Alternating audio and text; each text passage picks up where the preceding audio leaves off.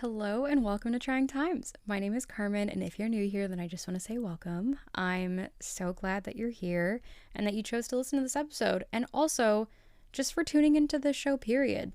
Thank you. I really appreciate you. If this is your first time listening, then I'll get you up to speed a little bit here. The last couple of episodes have focused on some books I've read in the past couple years and that I've just generally really enjoyed. I wanted to talk about them in a way that didn't feel chaotic, I guess, and just open doors to talk about my favorite parts of them in a much simpler way. So the first episode of this mini series was episode 46, and that one focused on memoirs.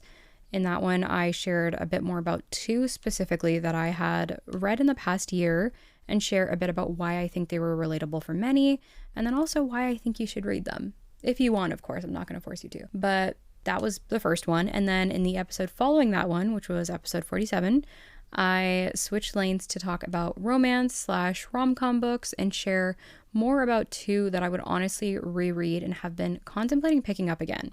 So if that's not enough of a selling point, then yeah, maybe go listen to those. I don't know, just saying, you should check them out. But as I'm saying this out loud, I'm remembering how many books I have in my to be read pile. It's getting pretty bad, and then some of my favorite authors have also come out with new books. So I gotta be loyal, I gotta support. So that pile is just continuing to grow, and it's bringing me joy, but it is also a little stressful, not gonna lie. So to anyone out there who can relate, I feel your pain. It's a lot. In this episode, I'll be talking about two authors specifically who I really enjoy reading from and am definitely loyal to as well.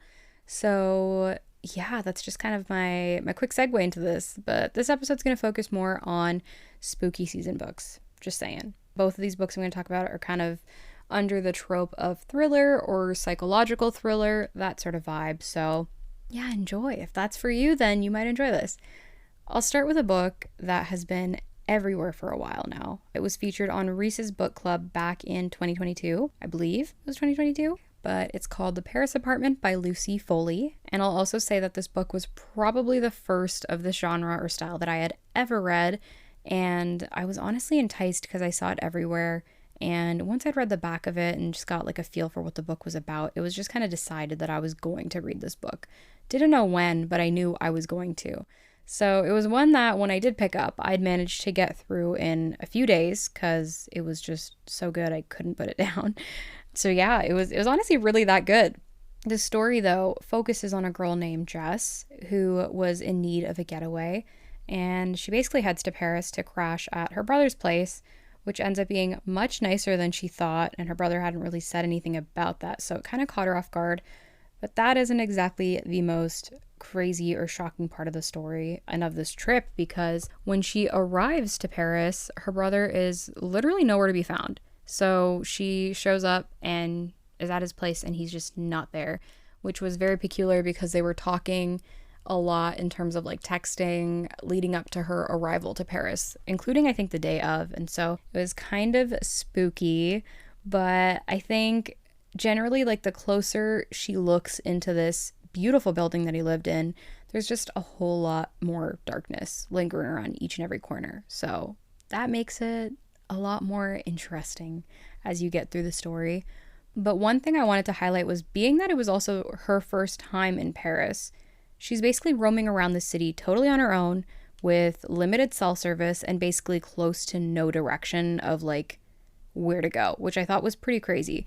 So with that, I feel like it makes everything a bit more uneasy, a little bit scarier, because there's points where she's working on time constraints as she's like slowly starting to piece together parts of the story and figure things out. But I felt stressed at times, I'm not gonna lie. I was just like, oh my god, I don't know what's gonna happen, but I'm hoping things get figured out. And I know a lot of the times in these books, the end goal isn't always to solve the mystery, and sometimes people like to leave that on a cliffhanger. In this one, I was like, please just solve it, please, because I was so on edge the whole time.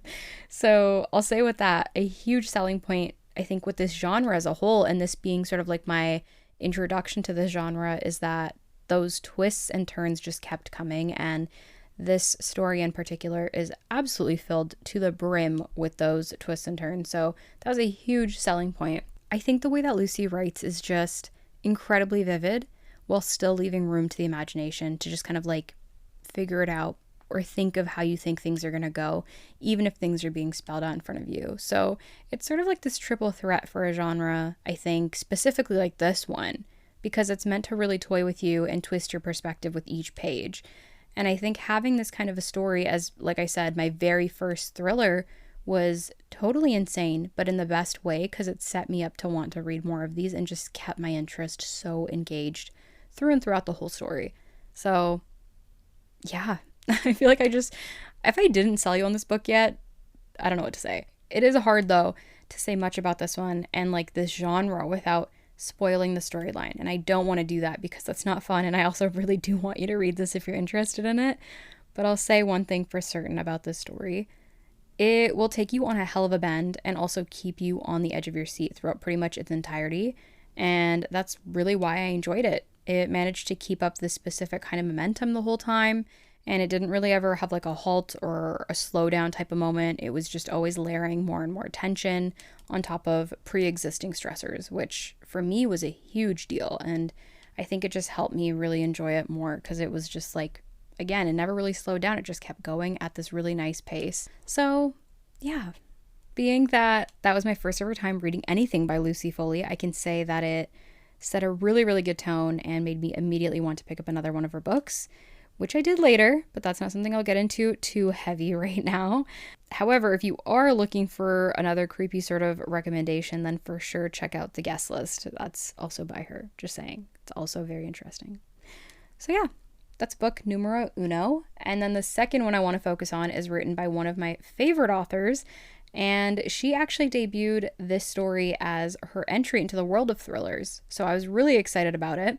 I've mentioned her name before, but Sonia Lawley has written and published a handful of more romance-styled books, I would say, up until now. And then she released this one, and it's called Are You Sarah? This one starts off with the premise of the story focusing on two women who are both named Sarah, and they accidentally get into the wrong, like, Ubers or ride shares.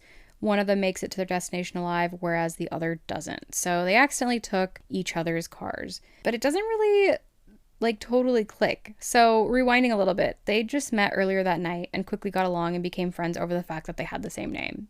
They met in a bar. It was like a very chill setting, and then they got along over the fact that their name was Sarah. That was pretty much it. And so when the night came to an end and they were leaving, they'd both ordered their own ride share and accidentally got into the wrong ones. Obviously, you can see how that would be a common mistake, but it's pretty wild because after that, all Sarah really knows is that she'll never meet Sarah again. And it pretty much takes her on a bit of a spiral. So in sum, she's a law student who has quite a few of her own demons, and she's really just trying to cope and find a way through. So throughout the book, we get this heavy look into her life, including a bit of her cloudy past and her now very foggy future that is filled with just trying to discover who was planning to kill her, pretty much, and accidentally killed the other Sarah instead.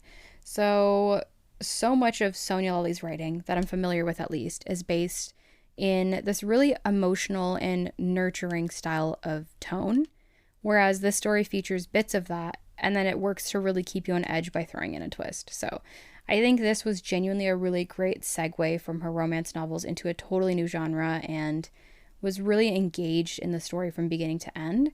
It was really cool to get to delve into an entirely new world of her writing style. And I think for someone like me who can tend to be a bit more faint of heart with the gory details, this story was one that did make me uneasy at times, but just enough. It wasn't like unbearable by any means. It was able to hook my attention. So I think that all in all was really, really great. So yeah, I've said this before about Sonia's characters, but since the main character typically features a South Asian woman, it's really important to me to highlight that because it provides a whole different side to representation that I never really got to see or indulge in before, and especially when I was younger.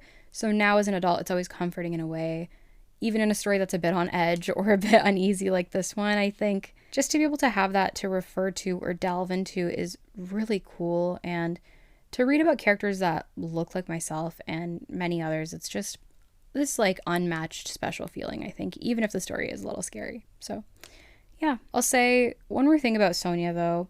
I think her style of writing is one that provides just enough detail to keep you wondering, which is why I think this story was a great thriller debut. It was really enough to get you interested and keep you hooked, like I said, but I don't want to flat out share the whole story here. But I'll say that whether you're new to the genre or a vet within it, this book is one you probably won't regret picking up. So if you're looking for a sign to pick up a book, then I would definitely say go get this one and give it a shot, because it's a cool one. It's just fun and it's a quick read as well. So you can never really go wrong with that. But that's pretty much it for both the stories I wanted to share. So I guess I'll leave you with this. If you've read this book or even The Paris Apartment, I would love to hear your thoughts on it. And I would love to talk more about these stories, or even to share some recommendations if you have any. Feel free to shoot me a message on Instagram at the Trying Times Podcast, or leave me a voicemail by clicking on the link in the episode description. I would love to hear your thoughts and to check out some new books that I may not have heard of before. So yeah, that's all. Thanks so much for listening, and we'll chat again soon, okay? Bye.